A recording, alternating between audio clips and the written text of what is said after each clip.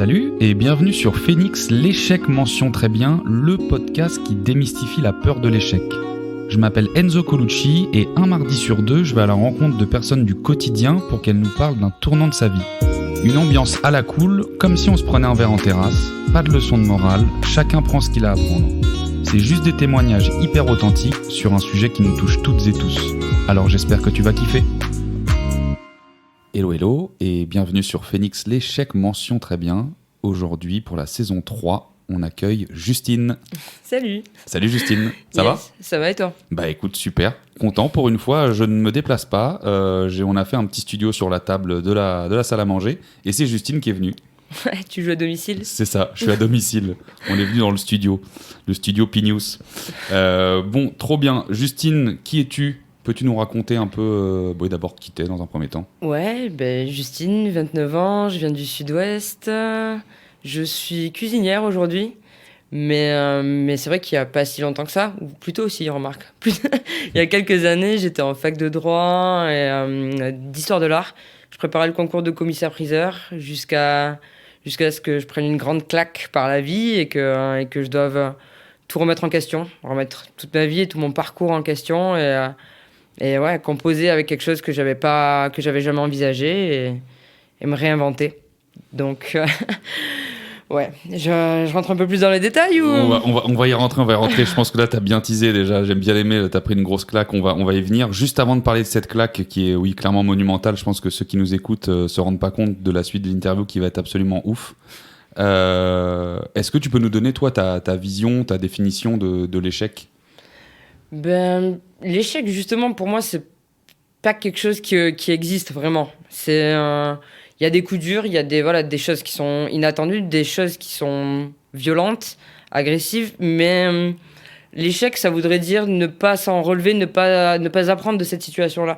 Et je pense que tout le monde est capable d'avancer et d'évoluer dans peu importe ce qui lui arrive, en fait. Et je le rattache un peu à la notion de bonheur ou de tristesse ou de dépression.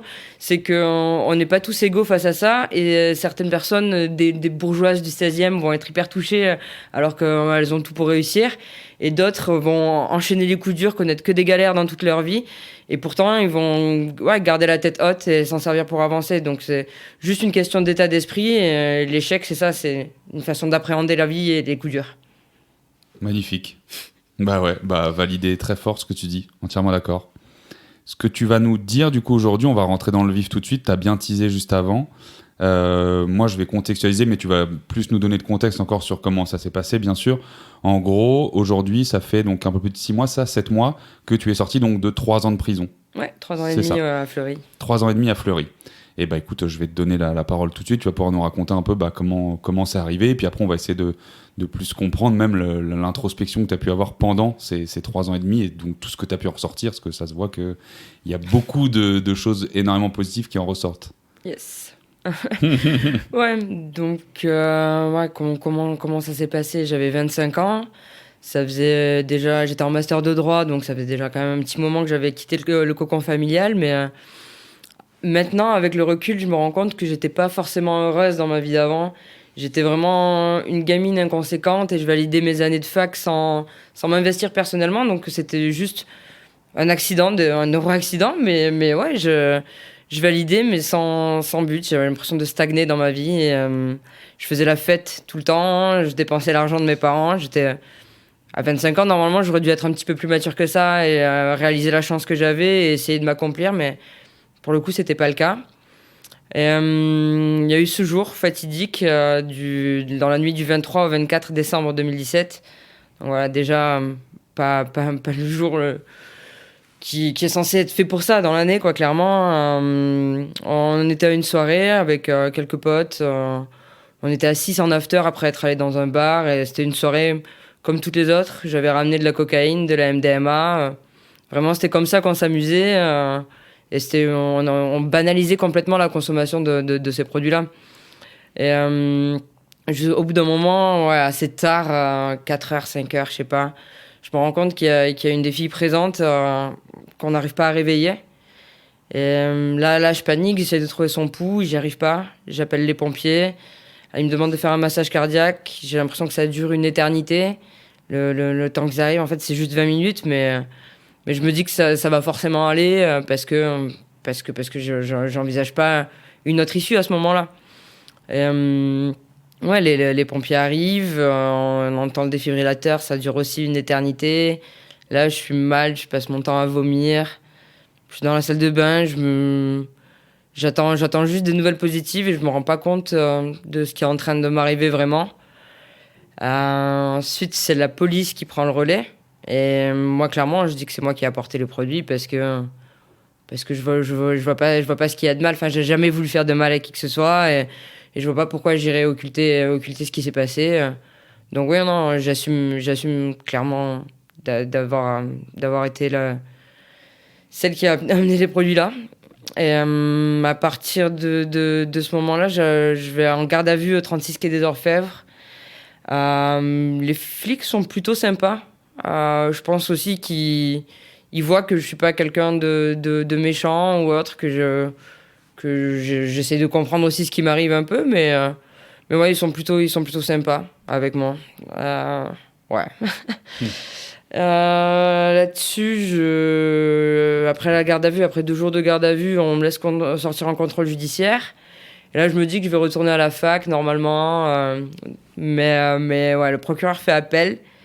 Donc, je dois passer en audience pour déterminer si je vais être incarcéré ou pas.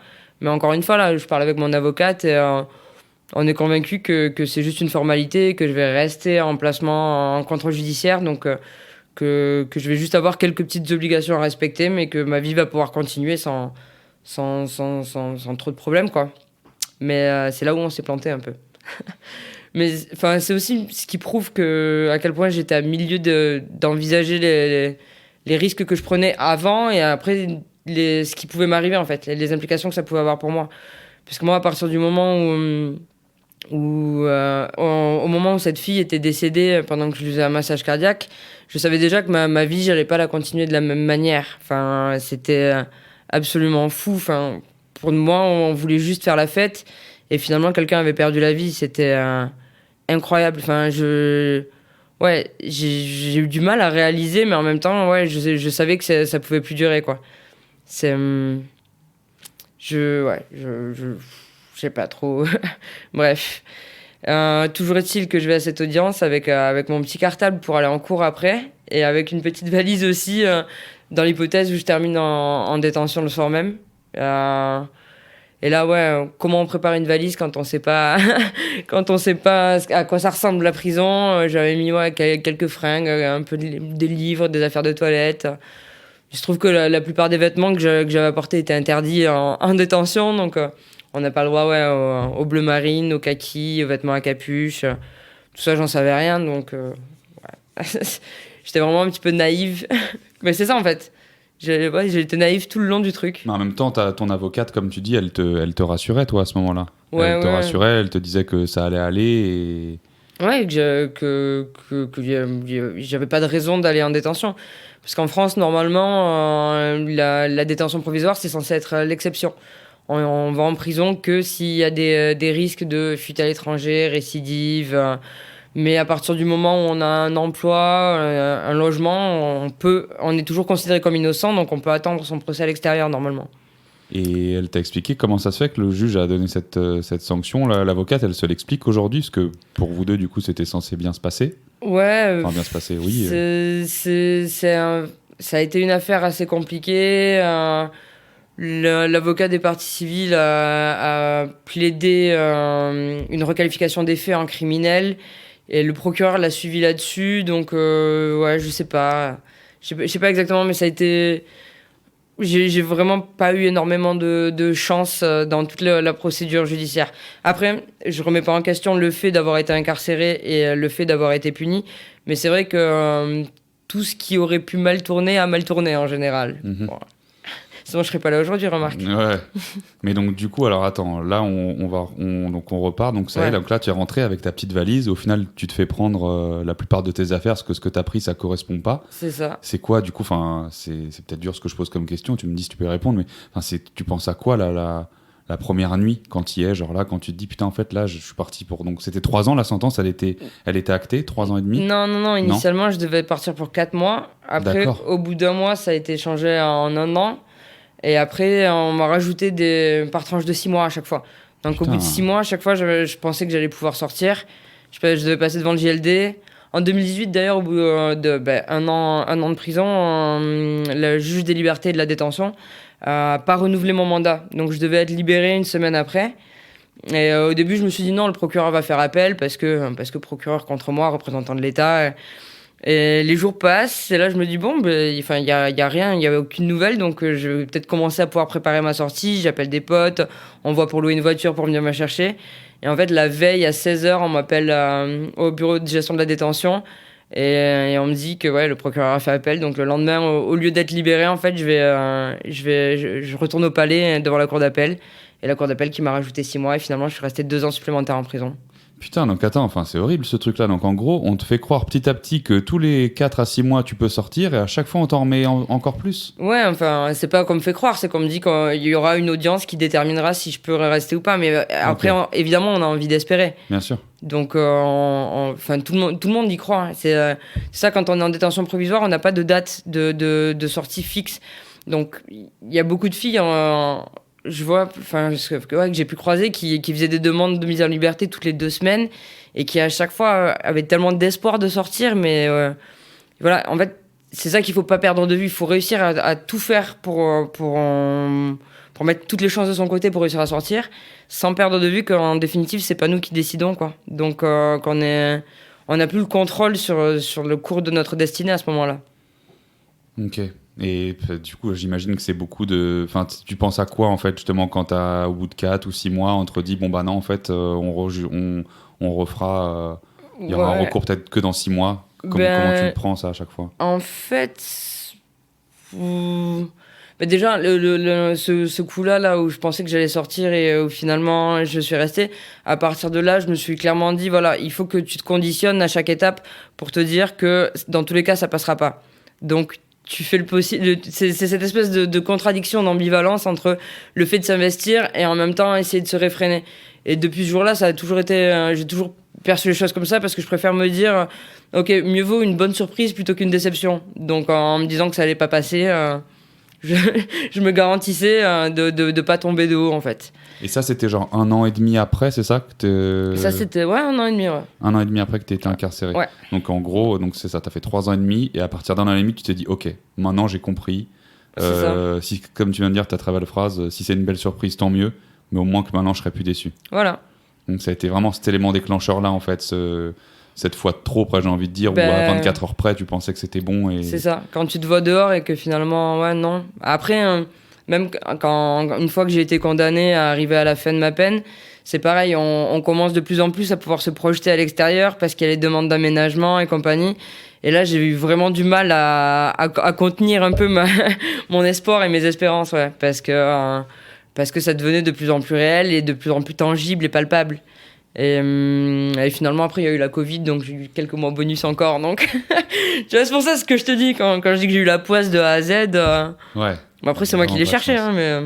Ouais, non, mais clairement, il y a très peu de chance dans tout le parcours que tu décris là. Ça ressemble à quoi une journée type, en fait? Qu'est-ce que tu as fait, du coup, après dedans? Est-ce que tu as commencé à faire certaines activités? Est-ce que tes activités ont changé le jour où tu dis, ok, vas-y, maintenant, il n'y aura plus de déception? Tu faisais quoi? C'était quoi ton quotidien, du coup, en prison? Ouais, moi, la prison, ça m'a étonnamment tout de suite fait beaucoup de bien. J'ai même flippé en arrivant parce que je me suis dit, c'est bizarre, tu devrais être un petit peu plus bouleversé, dévasté. Mais en fait, non, le fait de retrouver ce cadre-là et de m'éloigner des soirées qui étaient mon quotidien, ça m'a permis de me dire, voilà, là maintenant, tu te lèves le matin, tu dors le soir, tu manges à heure fixe.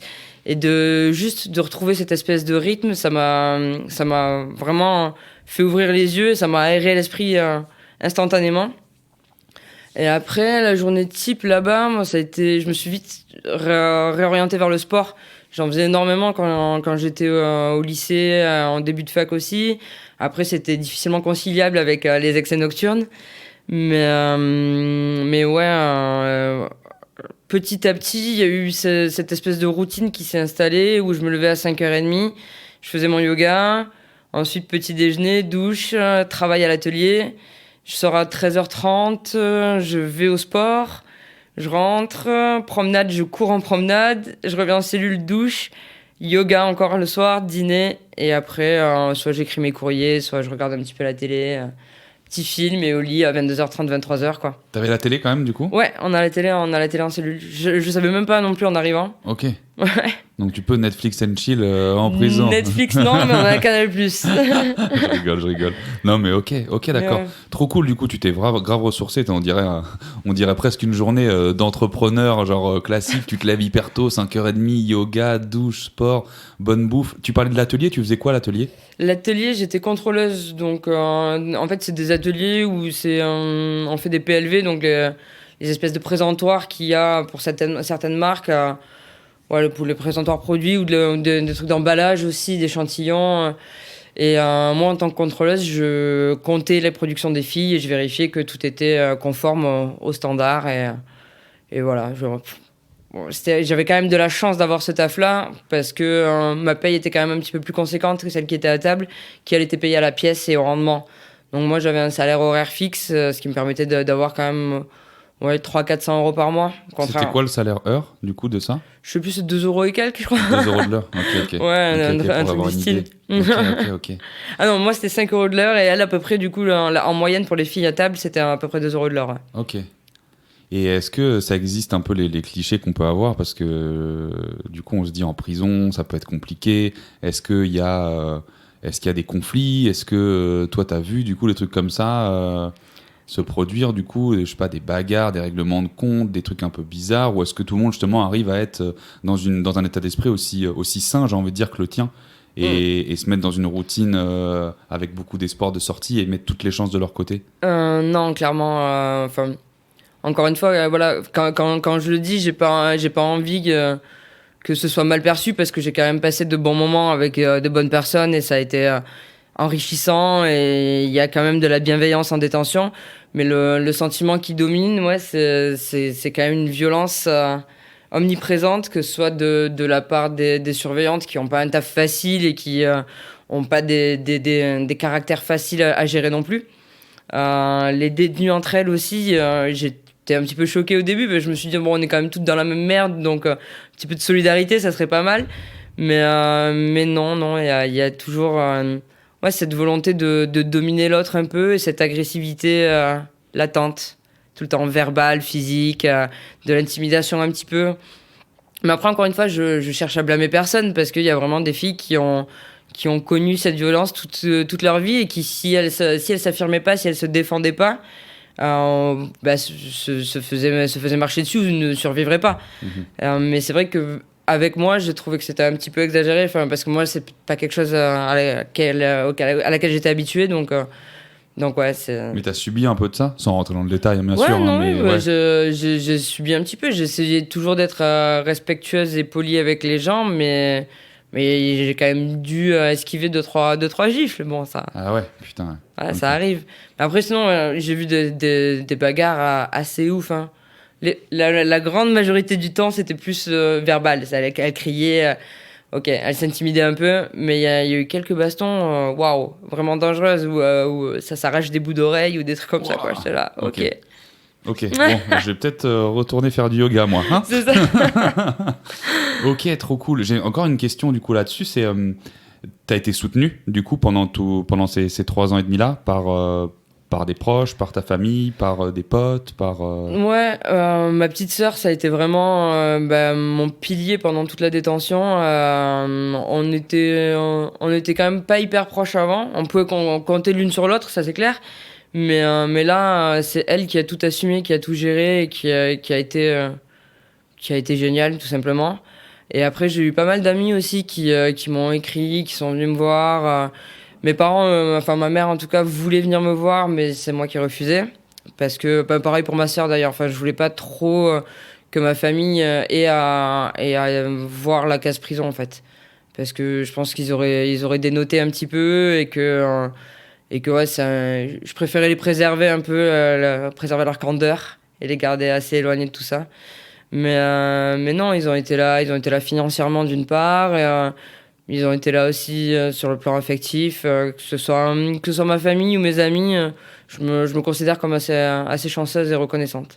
Trop cool. On t'a envoyé du coup des trucs, ce que tu disais tout à l'heure, que tu étais venu avec ta petite valise au début, donc on t'a refusé plein d'affaires. Est-ce que tu avais le droit du coup de recevoir, donc du courrier, ça j'imagine, mais des colis avec, je sais pas, tu dis à tes parents ou à tes potes, est-ce que tu peux m'envoyer telle fringue ou tel truc, ça t'as le droit de recevoir? Ouais, c'est pas des colis, mais du coup, en général, bon, moi, j'avais pas beaucoup de parloirs vu que mes amis venaient de Bordeaux, donc c'était voilà, une fois par mois, une fois tous les 2 mois, mais c'était pas hyper régulier. Mais en revanche, il y a eu des filles de Fleury qui avaient parloir toutes les semaines. Donc ma sœur achetait ce que je lui disais de prendre, l'envoyait au pote qui venait, et le pote me les déposait après. Ah, trop Donc cool. ouais, ça a été génial. Et enfin, en plus, ça fait vraiment tellement de bien de recevoir des trucs neufs ou des trucs de l'extérieur. Grave.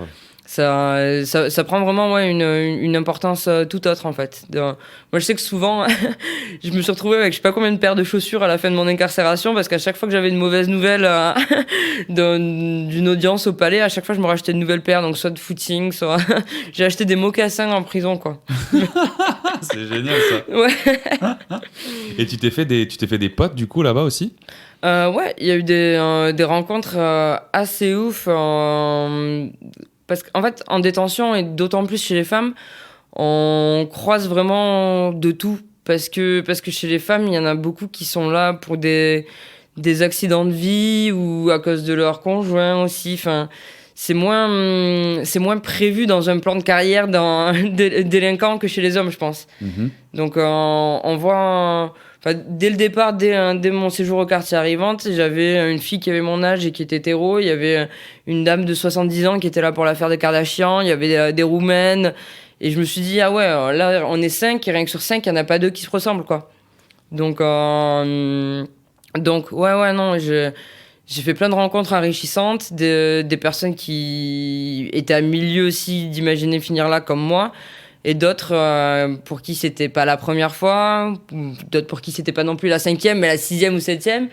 Mais dans tous les cas, beaucoup de rencontres enrichissantes, que ce soit des gens que... Enfin, ouais, il y avait beaucoup de gens que j'aurais jamais pu croiser dans ma vie d'avant, et ça m'a fait réaliser la chance que j'avais d'être celle que j'étais et de venir d'où je venais, en fait.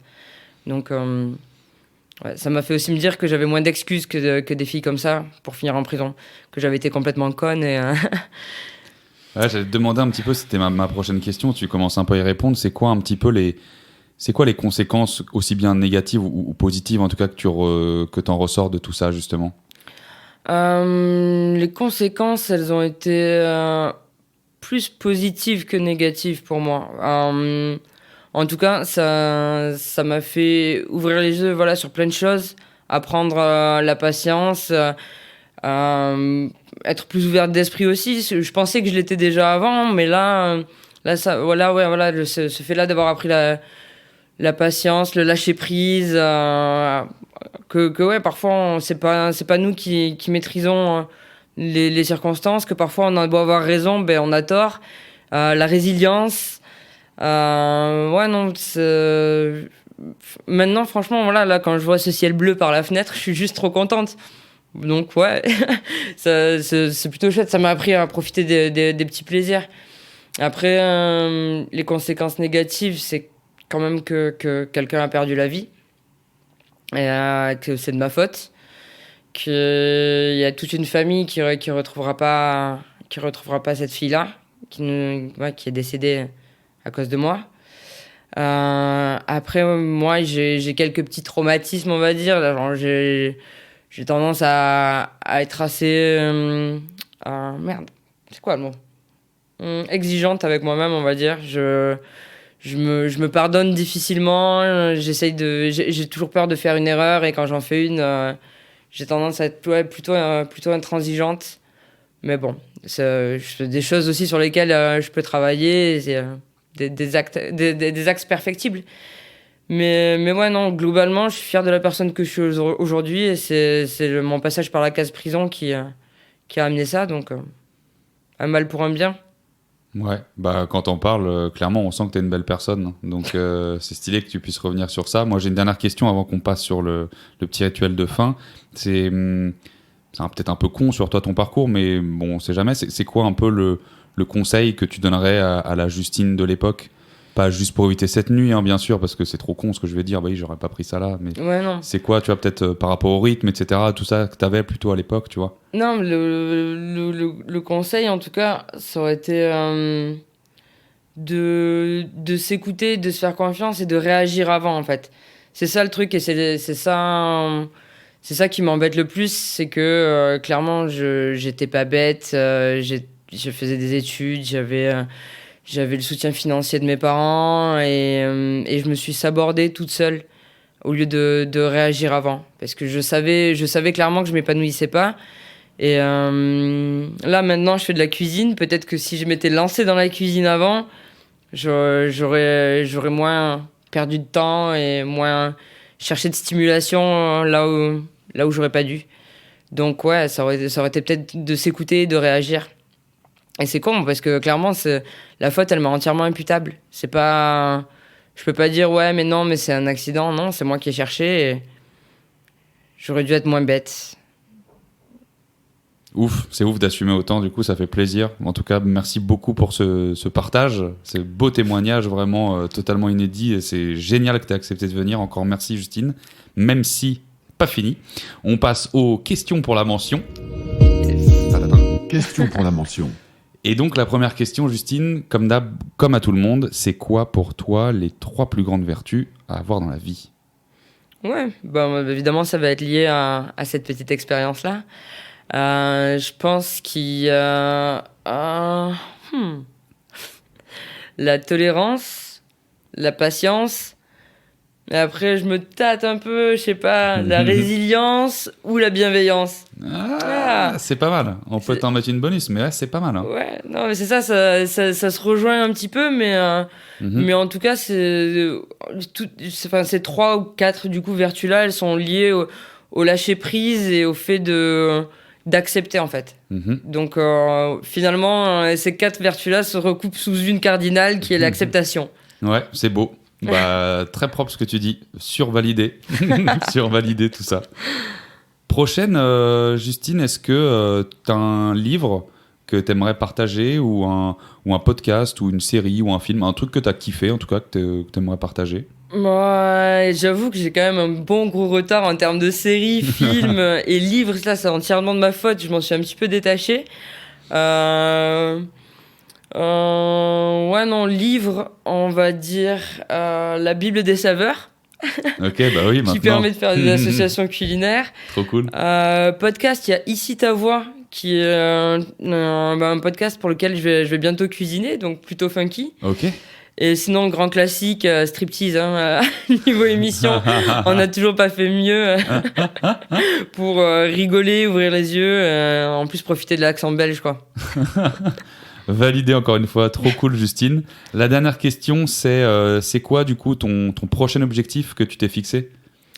Là maintenant je suis dans la cuisine, je me réveille tous les jours en étant la meuf la plus heureuse du monde, j'ai envie de me dépasser, j'ai envie d'apprendre et là j'aimerais rentrer à Ferrandi pour la rentrée prochaine et clairement dominer le food game d'ici peu. Allez là, c'est bon ça. Dominer le food game, on adore. Avant qu'on se quitte, est-ce que tu peux nous résumer, ça fait quoi? Ça fait une petite demi-heure là, ce qu'on s'est dit en une phrase. Une phrase. On s'est dit que parfois on peut faire les mauvais choix, hein, ça peut nous amener dans des endroits insoupçonnés et que au final il appartient à chacun de s'en servir pour avancer. Magnifique. Franchement, merci beaucoup pour ton temps, pour ton témoignage, pour tout ça, Justine. Merci à toi de m'avoir écouté. Je vais pas être le seul, ça, crois-moi bien, parce qu'une histoire comme ça, je pense que ça va faire réfléchir plus d'un. Il y a vraiment un passé ultra inspirant, encore une fois. Merci pour tout ça. On voit que tu as vraiment, vraiment beaucoup de recul sur les choses. Et ouais, un bel exemple de qui t'es, avec des belles valeurs derrière que tu véhicules. Donc, change rien. Toi non plus. Et voilà, on change rien alors. Parfait. On change rien, on est parfait. Yes. Trop cool, merci Justine. Merci à toi. À bientôt, ciao ciao. Ciao. Merci à toi d'avoir écouté jusqu'au bout, j'espère sincèrement que l'épisode t'a plu et qu'il a pu t'apporter quelque chose de positif. N'hésite surtout pas à parler du podcast autour de toi parce que clairement le bouche-oreille c'est de loin notre plus grande force. Abonne-toi à la page Instagram, Phoenix Podcast, ou à la newsletter sur le site phoenixpodcast.fr pour être informé de la sortie des prochains épisodes. Tu peux également me contacter très facilement sur LinkedIn à Enzo Colucci. Et enfin, si tu l'as pas déjà fait, si tu peux juste prendre 1 minute pour me mettre 5 étoiles et un commentaire sur Apple Podcast, ça m'aide vraiment beaucoup. Je te dis à très vite pour encore plus de ratés et encore plus de kiff.